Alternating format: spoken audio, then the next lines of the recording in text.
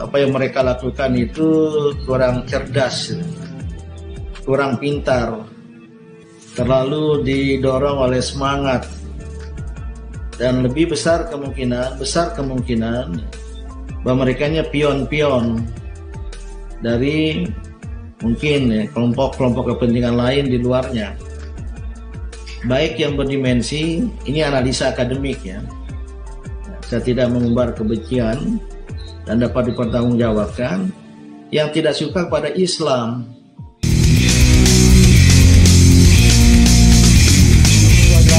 Ketemu lagi kita di channel yang perlu dibagikan informasi gratis, tidak bayar. Subscribe.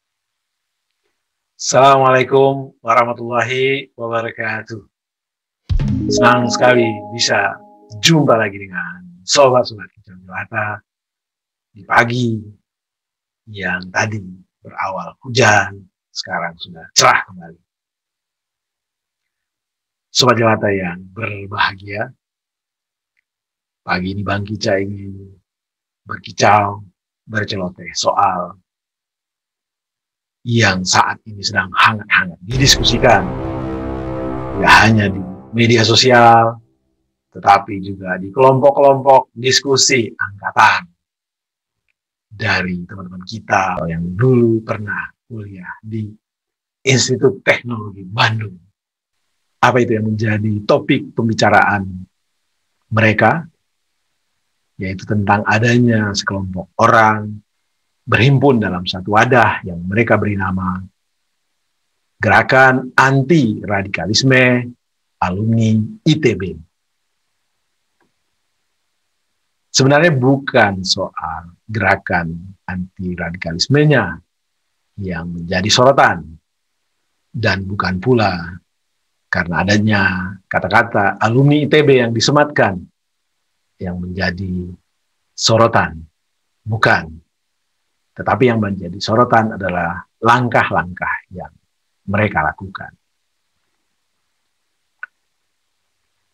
Isu ini mencuat setelah adanya pemberitaan di media massa tentang pelaporan Pak Din Samsudin yang merupakan mantan ketua PP Muhammadiyah, dan beliau juga dikenal sebagai intelektual muslim, dan beliau juga dikenal sebagai orang atau sosok yang selalu memberikan pikiran-pikiran kritis terhadap kebijakan pemerintah yang menurut beliau harus dikritik.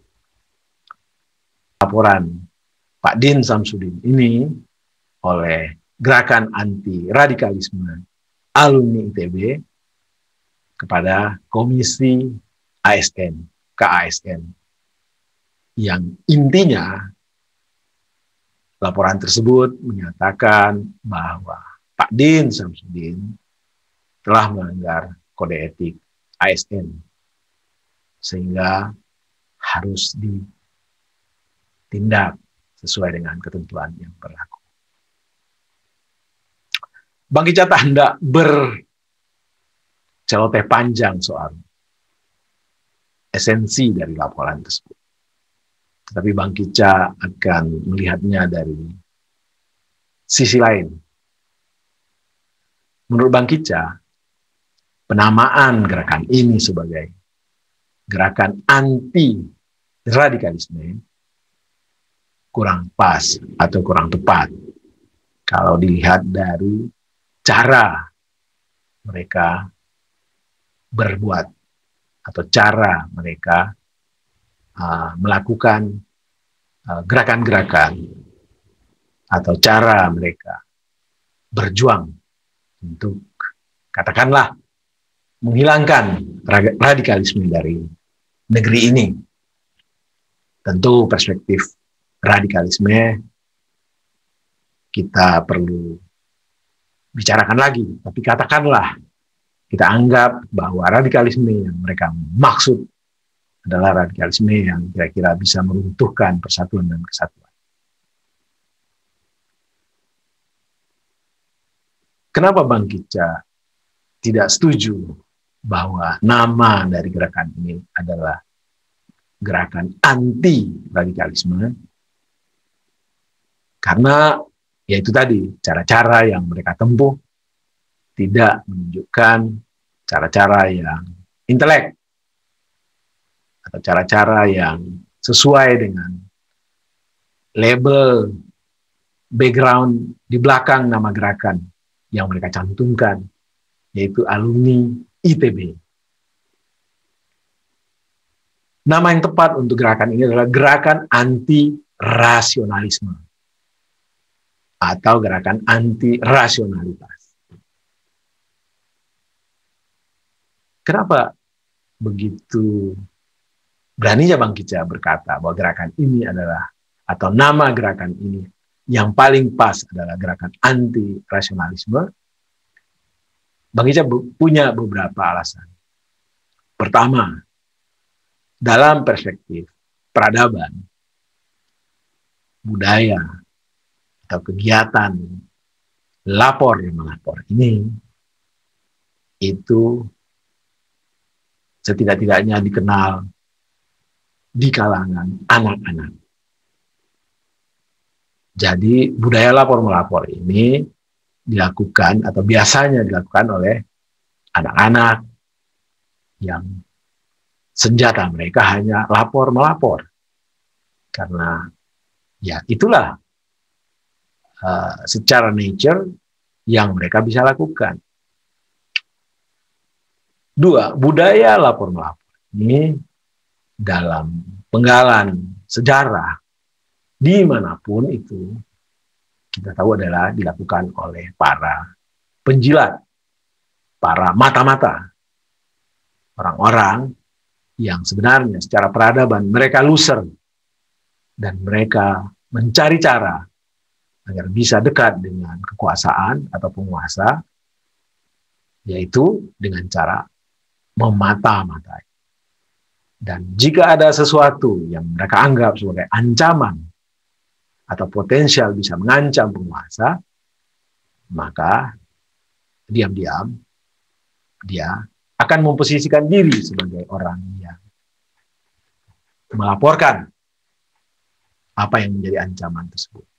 Tentu dengan harapan bahwa penguasa akan menjadikan dia sebagai orang yang baik atau melihat dia sebagai orang baik yang mampu menjaga kekuasaan, dan dia berharap dengan pandangan tersebut penguasa akan memberinya imbalan.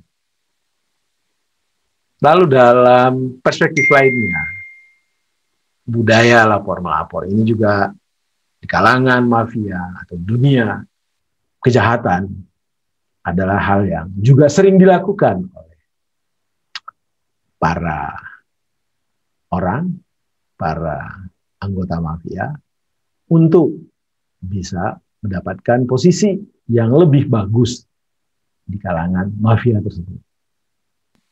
Itulah dalam perspektif peradaban budaya lapor-melapor. Nah, kalau memang mereka ini yang menyematkan nama alumni ITB, sebuah kampus yang kita tahu luar biasa hebatnya, luar biasa besar kiprahnya terhadap kemajuan peradaban, maka seharusnya langkah yang mereka tempuh tentu juga langkah-langkah manusia beradab, langkah-langkah intelektual. Jika mereka khawatir masyarakat akan dalam tanda petik terpengaruh oleh gerakan-gerakan radikal dan itu bisa mengancam persatuan negeri ini, itu bisa mengancam eksistensi negeri ini, maka langkah yang harus ditempuh oleh seorang intelektual atau kelompok intelektual adalah dengan membuat narasi-narasi, dengan memberikan literasi kepada masyarakat, dengan memberikan pencerahan tentang bahaya radikalisme.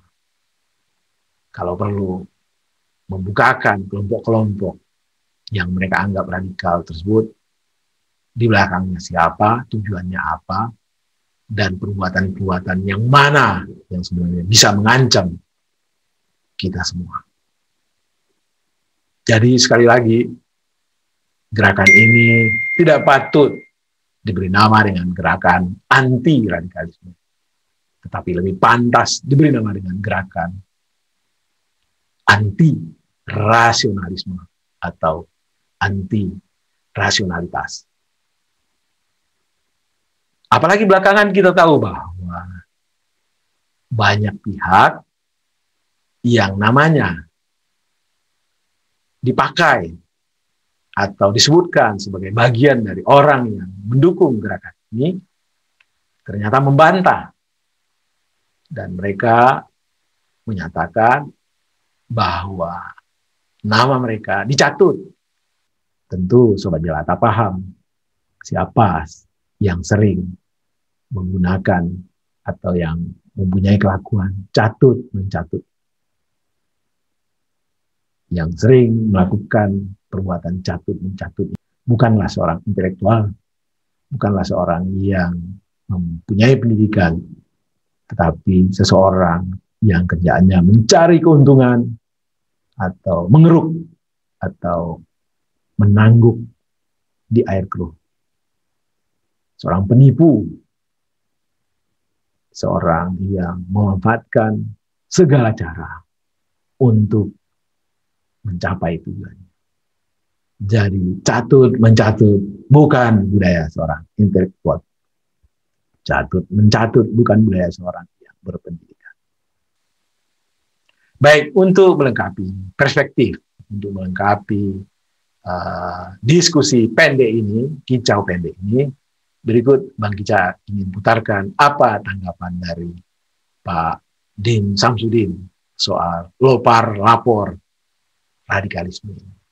Sebagai ilmuwan dan akademisi juga tahu apa yang mereka lakukan itu kurang cerdas, kurang pintar, terlalu didorong oleh semangat, dan lebih besar kemungkinan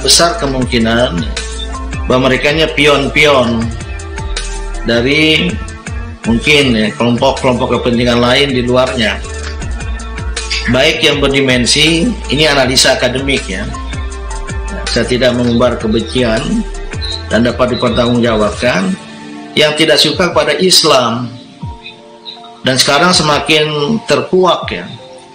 Ternyata kelompok ini ya, juga menulis surat ke Ibu Dr. Nurhayati Subakat, itu Wakil Ketua Majelis Ekonomi Muhammadiyah ya.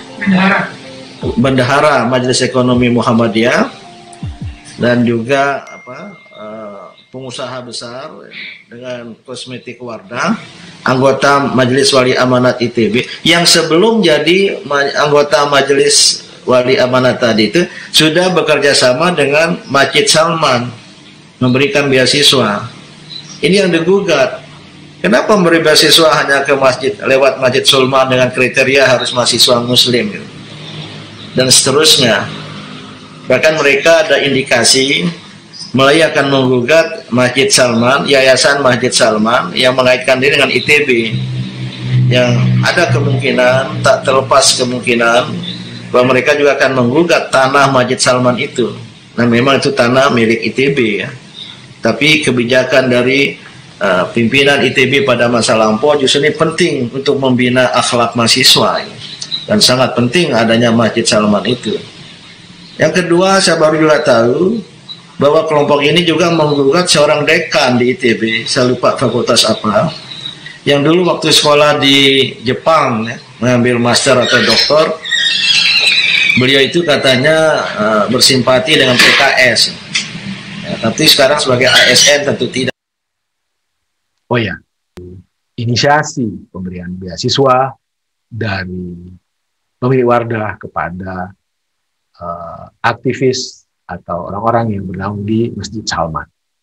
Entah apa yang ada di benak mereka, sehingga mereka menganggap bahwa apa yang dilakukan oleh pemilik Wardah adalah sesuatu yang pantas dipertanyakan. Dan tentu yang bisa menjawabnya adalah mereka. Apakah karena ada unsur Islamnya? Dan apakah bermasalah kalau ada seorang pengusaha muslim lalu memberikan beasiswa kepada kelompok muslim? Apa masalahnya? Assalamualaikum warahmatullahi wabarakatuh. Salam sehat dan tetap semangat.